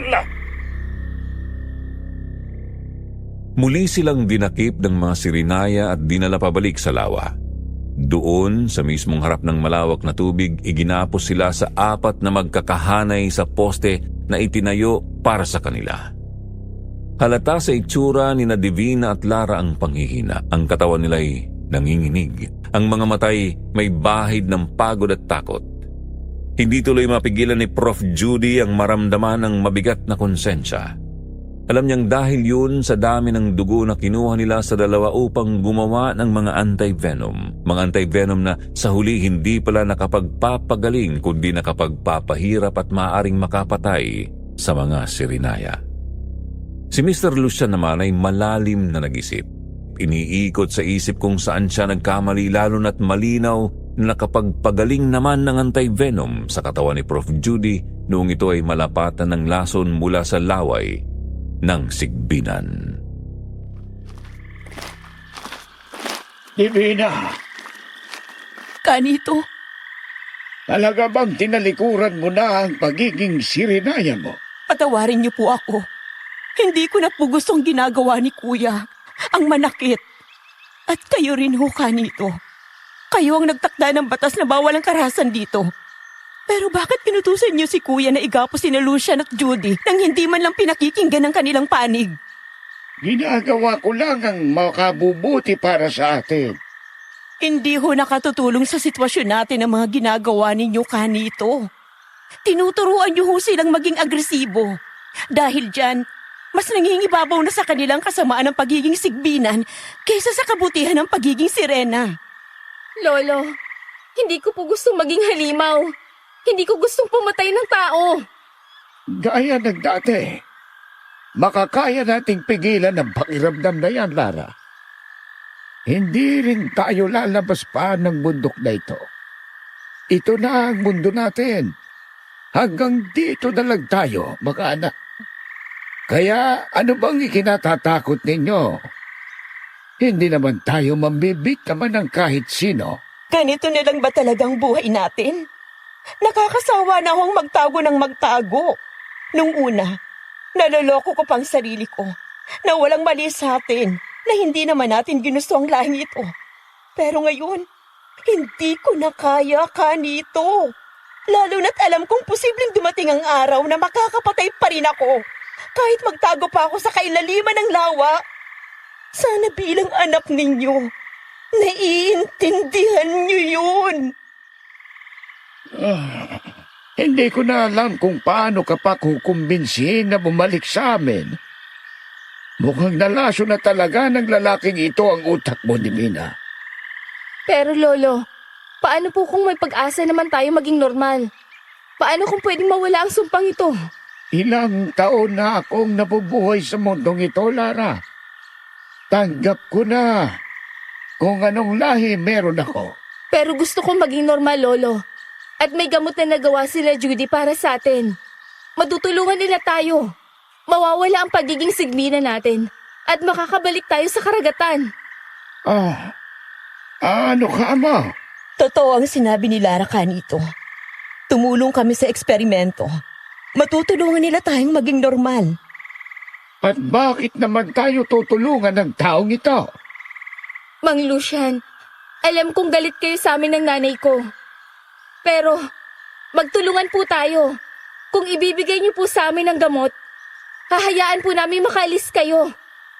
Hindi. Pasensya na pero Lucian, akala mo ba makagagawa ka pa ng paraan para makaalis dito? Kapag tumapat ang buwan sa uluhan mo, magiging sigbina ng mga Sirinaya, pati kami. At sa oras na yon, kahit pilitin kong iligtas kayo, wala nang kasiguraduhan. Kaya habang may oras pa, ibigay mo na sa amin ang gamot para makaalis na rin kayo. Judy, maawa ka naman sa amin. Hindi kami masama. Parang awa niyo na. Hindi ganun kadali ang hinihingi niyo, Lara. At isa pa, wala ring sige. Pumapayag na ako. Pero sa isang kondisyon. Ano naman ang karapatan mong humingi pa ng kondisyon? Ilang Sirinaya na ang pinasnag mo sa lawang ito, Lucian. Pero hindi ko rin magagawa to kung hindi niyo ako pagbibigyan. Ganito, hayaan na ho natin siya. Ano ang kailangan mo? Pakawalan niyo kami. Kailangan ko rin kumuha ng dugo niyong lahat para makagawa ng gamot na sasapat sa buong lahi ng Sirinaya. Akala ko ba ay may gamot ka nang ginawa? Niloloko mo ba ako, Lucian? Sinusubukan mo ba akong isahan? Hindi ko kayo niloloko. Isa akong siyentipiko. Nag-aaral ako ng mga hayop at alamang kakaiba sa mundo. Sa puntong ito, isa kayo sa pinag-aaralan ko. Kung hahayaan niyo lang akong tulungan kayo nang hindi kami napapahamak, lalo ng anak ko, asahan niyong hindi kami aalis dito hanggat hindi kayo nagiging normal na sirena. At paano naman ako? Baka siguro na totoo ang sinasabi mo. Hawak niyo na ngayon ang buhay naming mag-ama ka nito. Alam niyo na isang utos niyo lang sa mga Sirinayang gutom. Kaya nila kaming lapain ng walang kalaban-laban. At hindi ako nababaliw para hayaang mangyari yon. Dapat lang, Lucian. Dahil huling pagkakataon mo na ito. Kapag bumalpa ka o niloko mo kami, uunahin kong butasin ang sikmura ng anak mo sa harapan mo mismo. Mariing napalunok na lamang daw noon si Prof. Judy habang tahimik na pinakikinggan ang usapan ni Canito at ng kanyang ama. Ramdam niya kung gaano kaseryoso ang bawat salita at kilos ng matanda. At alam niyang hindi ito nagbibiro. Ang takot na nararamdaman niya sa pagpasok ng kanyang ama sa sitwasyong yun ay iba sa lahat ng naramdaman niya noon. Pareho nilang alam ng kanyang ama na palpak ang anti-venom na dala nila at oras na malaman ni Canito ang totoo, alam niyang pareho silang mamamatay sa lugar na yun. Kaya naman hindi niya alam kung bakit nagawa pa ring makipagkasundo ng kanyang ama sa matandang Sirinaya. Hindi naman niya gustong mabuking agad kaya pinili niyang huwag gumawa ng anumang kilos na maaring magdulot ng hinala mula sa mga Sirinaya sa paligid. Lalo na kay Lara at Divina na parehong umaasa ng labis na makakamit ang kanilang kagustuhan gamit ang anti-venom. Kaya naman nang pakawalan na sila ng mga Sirinaya, agad siyang sumama sa kanyang ama. Pumasok sila sa tinutuluyang kubo at doon agad inilabas ang mga gamit sa bag. Sa kabila ng kaba at pagod, nagsimula silang muling pag-aralan ang mga samples at mga datas. May pagkakamali tayong nagawa, anak. Kitang-kita ko kanina kung paano natalo ng anti-venom itong lason sa katawan mo. Pero wala na tayong oras pa. Hindi natin kayang pag-aralan to ngayon din. Kulang tayo sa gamit. At hindi rin natin alam kung saan magsisimula. Pero paano si Lara at Divina? Kailangan nating sabihin sa kanilang totoo. Hindi. Lalo tayong mapapahamak pag nalaman nila to. Anong gagawin natin ngayon pa? Wala na tayong pagpipilian pa. Pa, sinasabi mo bang gagamitin na lang natin ang anti-venom na yan para patayin sila? May iba ka pa bang naiisip na paraan? Pero pa, baka lalo lang magalit sa atin si Lara at ang nanay niya. Sandali, huwag kang maingay. May paparating. Mukhang nauto mo nga ang ama ko. Anong ginagawa mo dito? Hindi ba sinabi ko na kailangan kong gawin to ng walang abala at walang panganib sa paligid? Anong hindi malinaw doon? Masyado ka na magmainitin ang ulo. Gusto ko lang siguraduhin kung totoo bang sinasabi mo kay Kanito. Kung gusto mong magtagumpay ako dito, lumabas ka na para matapos ko na to. Palagay mo ba, ganon mo lang ako mapapalis, Lucian? Hindi ako aalis hanggat hindi mo napapatunayan sa akin na totoo ang gamot na sinasabi mo. Anong ibig mong sabihin? Ano pa ba?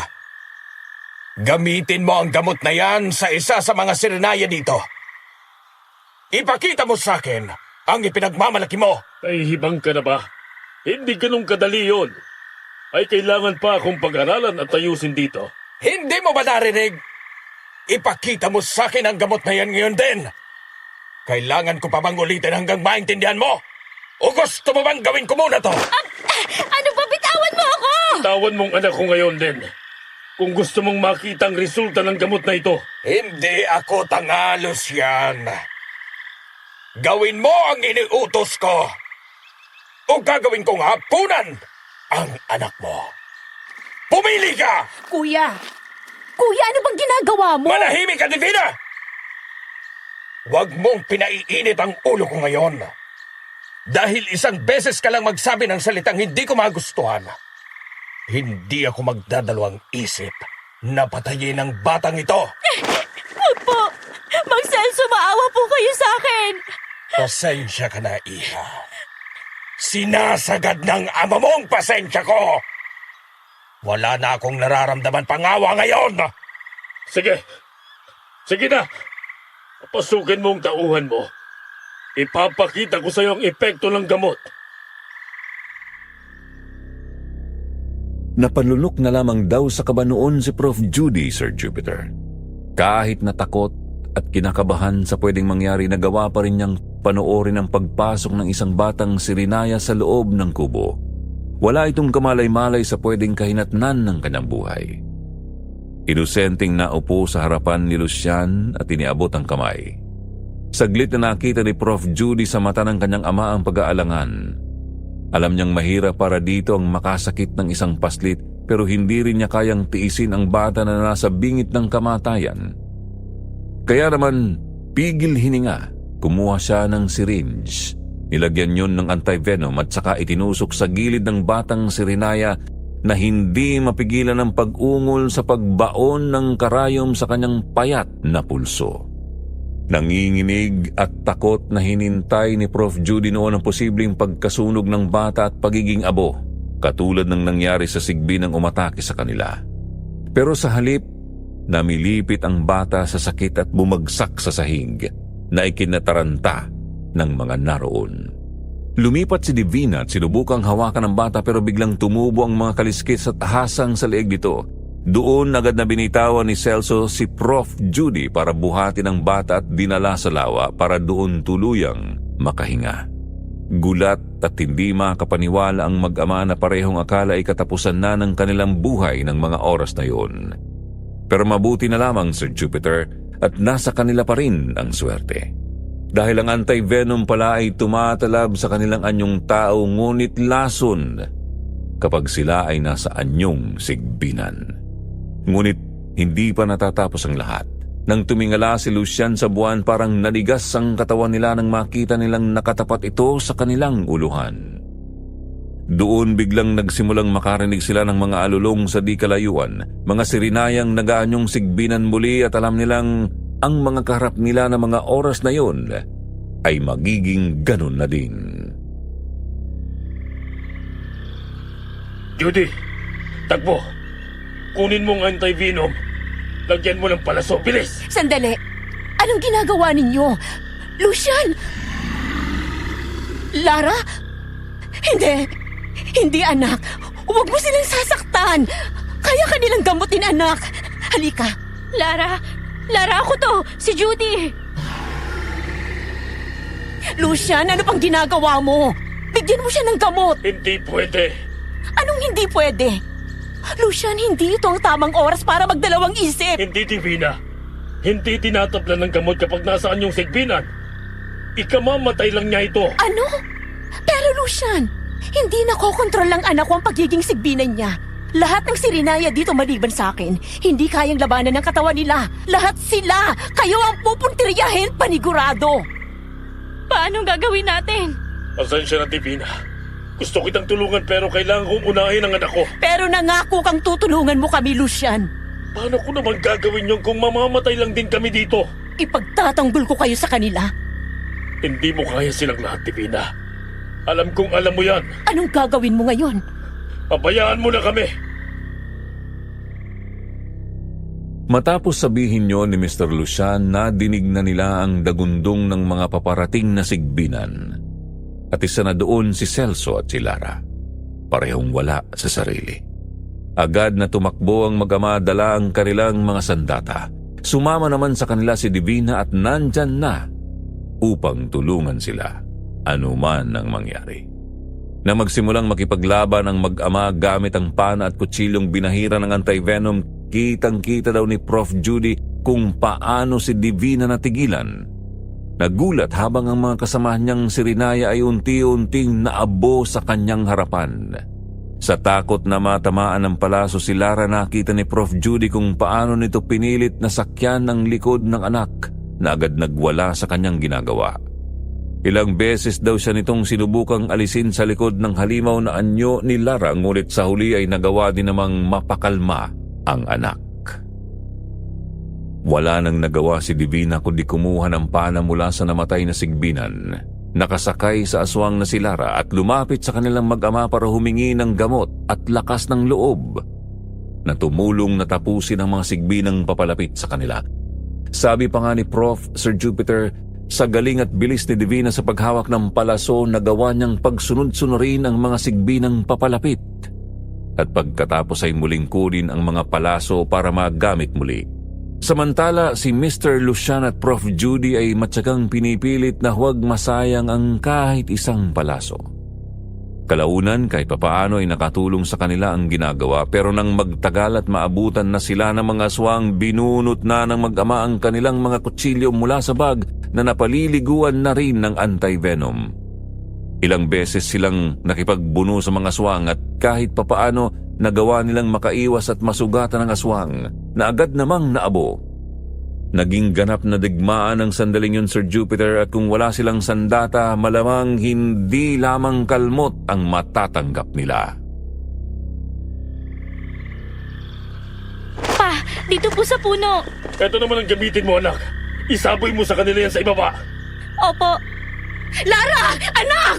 Shit! Kahit si Lara sinasaktan na ng mga sigbinan. Patulungan natin sila! Muling bumaba si Mr. Lucian at nakipambuno muli sa mga sigbinan. Sa tuwing may sugat sa paa, kamay o balikat, sumasabog agad ang katawan ng mga ito at nagiging abo. Samantala si Prof. Judy naman ay muling sumipat sa hawak na pana. Pinatamaan ang mga nasa baba at nang maubos ang kanyang mga palaso, sa kanya inilabas ang anti-venom na ibinigay sa kanya ng ama. Ngunit hindi yun sapat kung gagamitin niya ng padalos-dalos. Kaya naisip ni Prof. Judy na umakyat sa mas mataas na sanga ng puno, patak-patak na inilagay ang gamot sa mga dahon.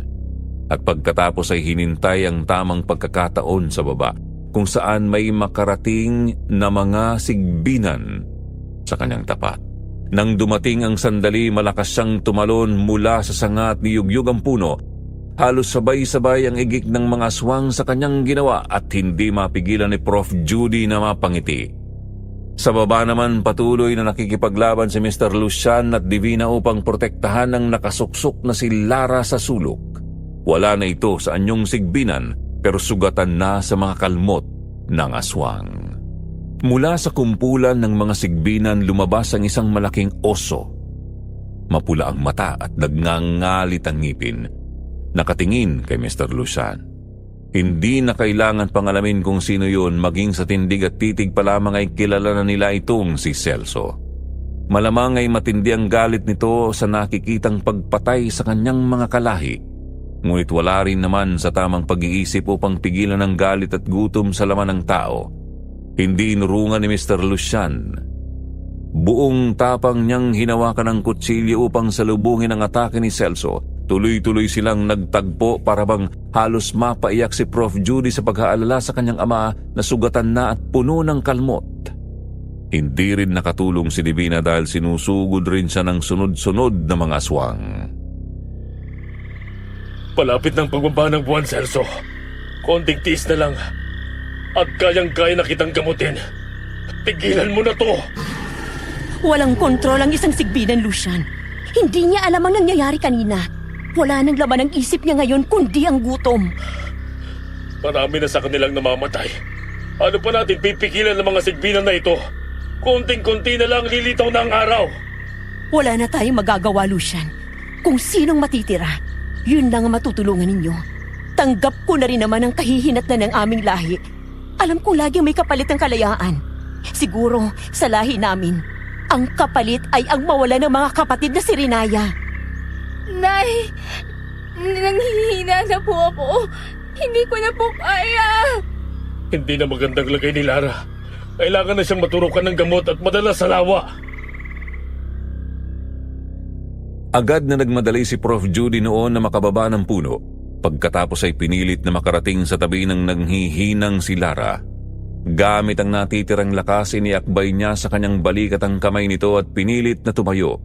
Pagkatapos ay walang sabi-sabi, tinulungan niya ang si Rinaya na marating nila ang lawa. Dahil nasa gitna sila ng kagubatan, hindi naging madali kay Prof ang paghila sa katawan ni Lara, ngunit tiniis niya ang pagod at sakit ng kanyang katawan. Nang makarating sila sa tahimik na lawa malayo sa mga sigbinan, agad niyang kinuha ang syringe. Tinusok ang dulo nito sa anti-venom at maingat na itinusok sa pulsuhan ni Lara.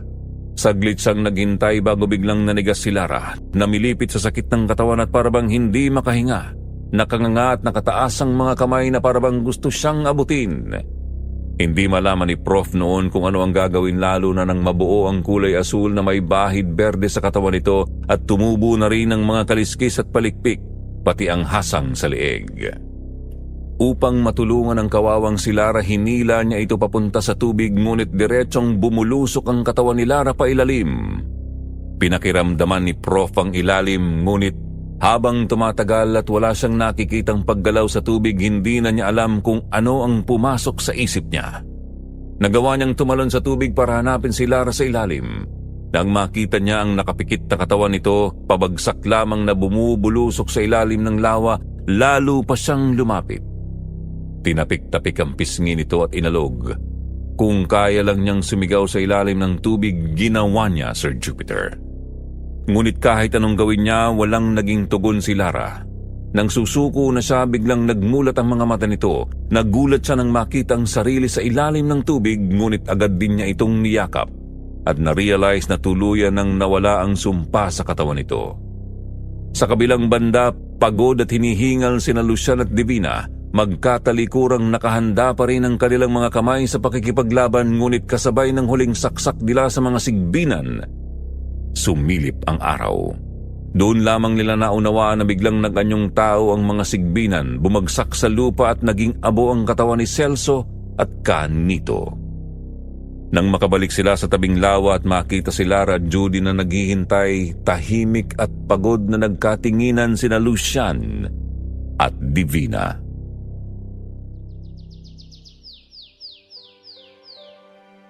Lucian, gusto kong humingi ng tawad sa nangyari sa asawa mo.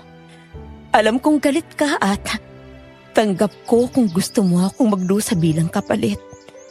Pero nagpapasalamat din ako dahil hindi mo dinamay ang anak ko. Malaking bagay ito para sa akin. Divina, pasensya ka na rin kung iniwan ka namin kanina sa kuweba. Muntik pa kayong mapahamak dahil sa akin. At salamat din po, Miss Divina, sa paulit-ulit niyo pong pagpanig sa amin.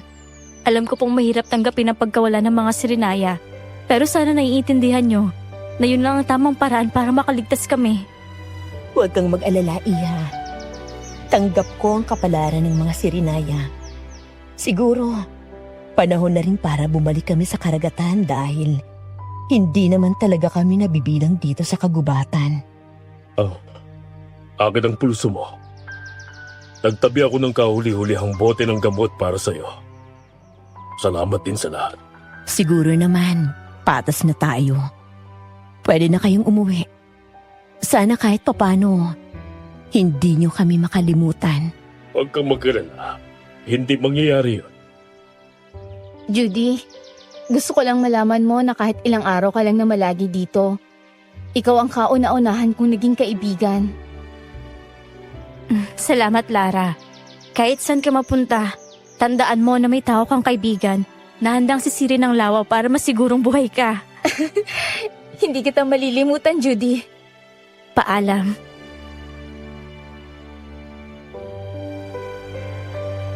Dito na po natatapos ang ating kwento, Sir Jupiter. Hindi man naging maayos ang lahat ng nangyari at napuno man ito ng madugong eksena at pusong nakakadurog na katotohanan. Isa sa pinakamahalagang natutunan ko rito ay ang pagiging mabuting tao tulad ng ipinakita ng mag-ina, sina Lara at Divina. At higit sa lahat, ng aking professor at ng kanyang ama. Ngayon po si Prof. Judy ay isang kilalang professor sa isang university dito sa Pilipinas. Nagtuturo siya ng biology at isa ring researcher, katulad ng kanyang ama. Sa kabila ng lahat ng naranasan nila sa kagubatan, sa harap ng mabangis na hayop, sa paligid ng nakamamatay na halaman, at sa mga kakaibang nilalang na akala natin ay wala na sa mundo, ipinagpatuloy pa rin niya ang pangarap ng kanyang nanay.